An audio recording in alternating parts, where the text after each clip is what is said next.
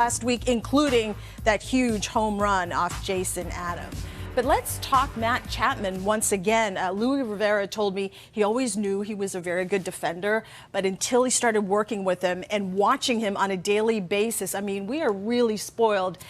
Blue Jays fans are, and we are, as we're watching this guy work every day. You don't realize it when you don't see it every day. Yeah. We saw him in an Oakland uniform, a three-time Gold Glover. We know that he can play great defense, but to see him up close now, the athleticism, how the hands work, how the feet work, I think the big thing, too, is when he does get rid of the baseball, it's the arm strength and the accuracy. But this guy's an athlete. And as you talk about us seeing him every day, if you get up close to Matt Chapman, you can see, I mean, he's built like a linebacker, and he doesn't really look that way on TV, but when you see him up close, that's exactly what he looks like. But also on the offensive side, it was a slow start. Remember, he got traded just after the lockout ended, getting to spring training camp with the Blue Jays. And I think a lot of hitters were out of sorts, and it was a slow start for Matt, but he really came around. Look at this, a little bit of a different approach, too. He doesn't have a real big negative move in his stance, and I think that's why at times he can be susceptible to the breaking ball, because it's just a forward move, but he gets such a good deep turn to stay behind the baseball. Now, he's also got a lot of swing and miss. He will swing and miss at those breaking balls. He'll miss the fastballs up in the zone because he does sink into those legs just a little bit, but he's got great discipline at the plate. And with that discipline comes some walks, and he swings at good pitches. So he provides a lot of things at the plate. And I think, too, when you see him, he's a pull hitter. There's no question. He reminds me of George a little bit, reminds me of Jansen a little bit. He's a pull hitter. He's a fastball hitter.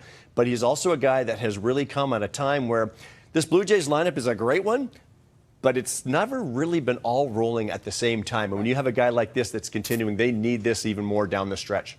The Rays starting lineup is brought to you by Bet365, and Kevin Cash has penciled in Jonathan Aranda at the top of the order. He's at third base. Manuel Margot, Wander Franco, and Randy Arozarena batting cleanup and is the DH. No Yandy Diaz. You heard Arash tell you why. He was involved in a physical altercation with Arozarena in the players' parking lot earlier this week, and Arozarena said the two greeted each other today and, quote, everything's all good. Sure it is.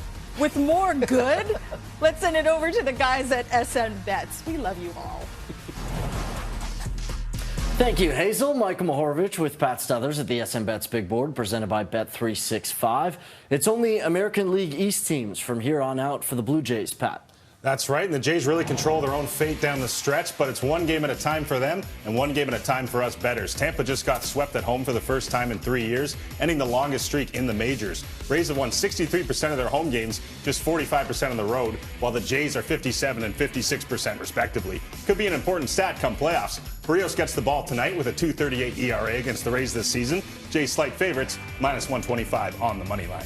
The Blue Jays will, of course, have an eye on the Yankees and Red Sox series. The last time Michael Wacha and Jameson Taillon went head-to-head last month, Boston walked away with a 3-0 win. Wacha is the only Red Sox starter with a sub-3 RA this season. And if you're wondering if tonight is the night for Aaron Judge to tie Roger Maris, well, it might not happen until the Red Sox bullpen comes into the game. 15 plate appearances against Wacha.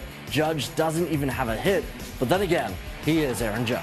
Nobody wants to be the one to give it up. For this next one, we're not going to overthink it. Post All-Star break, bar none, these are the best two pitchers in baseball. Zach Gallen, the second half, 8 wins, 1 loss. Baseball's best ERA at 1.15. Baseball's best whip at .71.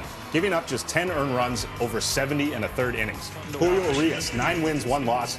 Baseball's second best ERA, best in the National League, and the third best whip at .83. No runs in the first inning. Should be a no-brainer in this game, but of course it's the Dodgers. The Chicago White Sox desperately need to beat the Cleveland Guardians today, but with Shane Bieber on the bump, they're in for a challenge. There's 2 things to know about the righty. He's been dominant lately, allowing just 3 earned runs over his last 22 and a third innings, while averaging 7 Ks. And 2, he struck out 22 White Sox batters this year in 27 innings with an ERA of 2.96. Well, tonight the Blue Jays and Rays meet for the 16th time in 19 games. With Tampa owning the 8-7 edge, Jays would love to make it 500. Hazel, back to you.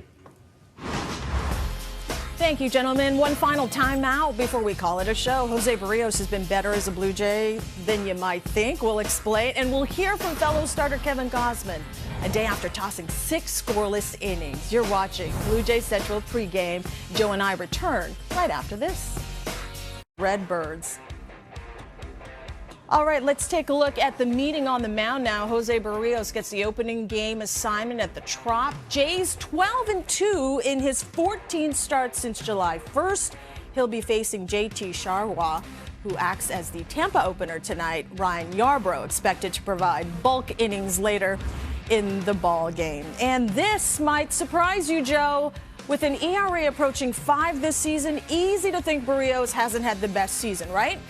But more often than not, he's been very good. In fact, among Jays pitchers to make 40-plus starts, only Roger Clemens, Alek Manoah, and Doc Halladay have a higher quality start percentage than Barrios. This means the bad ones have been bad. Kevin Gausman has been good. Quality start rate as a Jay sits at 55%, and he's standing by in the visitors' dugout with a rash. Hazel, you look at the calendar, it is nearing the end of September. I mean, this is go time. You've talked about this. This is, as a baseball player, exactly what you want. What are the emotions right now for a baseball player, knowing it's a playoff race, a postseason push, all of those things, Kevin? Excitement. When you're coming to the ballpark this time of year and it matters, that's all you can ask for. And so that's why you grind for 7 months to get to this position, and now it's about really kind of you are what you are. Like your swing is what it is, your stuff is what it is, and so now it's just like go out there and compete and give it your all and leave it out there and know that you're just know that you can live with yourself if you give it your all, and you got 8 guys behind you that want it just as bad as you do, and so that's what makes it fun. Everybody's locked in. It's just that it's really that like first week of spring training, first week of the season feeling to where it's just you just can't wait to get to the ballpark. So I know your job isn't to evaluate. You're not a talent evaluator, but if you are what you are, what is this team right now? Man, right now I think we're playing the best brand of baseball overall that we have all season.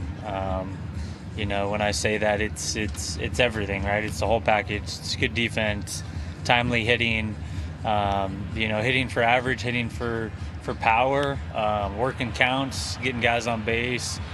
For pitchers, it's attacking the strike zone. One thing that we've done the entire season as a staff is really get ahead. I think we're number 2 or 3 in baseball in first pitch strike percentage, and so if you just look at the numbers, you get ahead of guys, you're gonna put yourself in a good spot to be successful as a pitcher. And so I just think we're dangerous right now, and obviously playing well right now, so good time to be getting hot.